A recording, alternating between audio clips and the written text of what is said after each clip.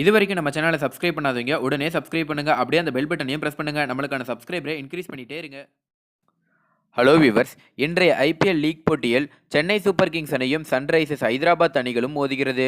ஹைதராபாத்தில் உள்ள ராஜீவ்காந்தி தேசிய மைதானத்தில் நடைபெறும் இந்த போட்டியில் டாஸ் வென்ற சென்னை சூப்பர் கிங்ஸ் அணி முதலில் பேட்டிங்கை தேர்வு செய்துள்ளது. சென்னை அணியின் வெற்றிகரமான கேப்டனாக வலம் வந்து கொண்டிருக்கின்ற தோனி இந்த ஆட்டத்தில் விளையாடாமல் ஓய்வில் இருப்பதாக அறிவித்துள்ளார். அதற்கு பதிலாக துணை கேப்டன் ரெய்னா கேப்டன் பொறுப்பை ஏற்க உள்ளதாக கூறப்பட்டுள்ளது. மேலும் அவர் ஆட்டத்தில் இல்லை என்பதால் விக்கெட் கீப்பராக வெளிநாட்டு வீரர் சாம் பில்லிங்ஸ் அணியில் வருவதால் வெளிநாட்டு வீரரை நீக்க வேண்டும் என்பதால் அணியில் இருந்த சாண்ட்னர் நீக்கப்பட்டுள்ளார். அவருக்கு பதிலாக இந்திய வீரர் கரண் சர்மா இணைக்கப்பட்டுள்ளார்.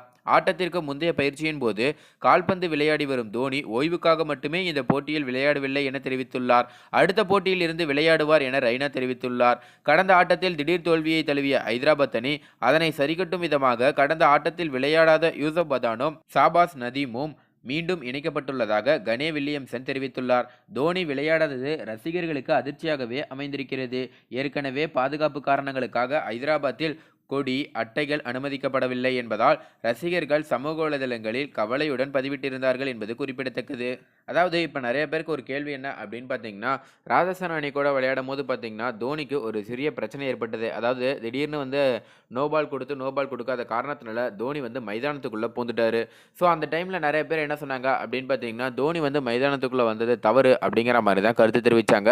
குறிப்பாக பார்த்தீங்கன்னா ஒருபடி மேலே போய் நிறைய பேர் என்ன சொன்னாங்க அப்படின்னு பார்த்தீங்கன்னா, அவருக்கு அவருடைய சம்பளத்திலேருந்து பாதியை கட் பண்ணது மட்டும் பத்தாது, அவரை சில போட்டிகளில் இருந்து நீக்கணும் அப்படிங்கிற மாதிரி பார்த்தீங்கன்னா சொல்லியிருந்தாங்க.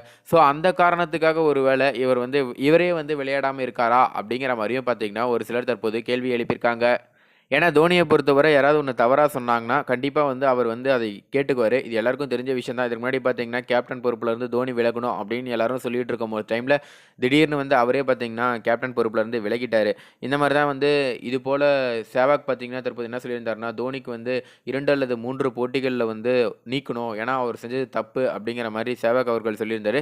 ஸோ இந்த ஒரு காரணத்தினால அவர் விலகிருப்பாரா அப்படிங்கிற மாதிரி பார்த்தீங்கன்னா ஒரு கேள்வி எழுந்திருக்கு.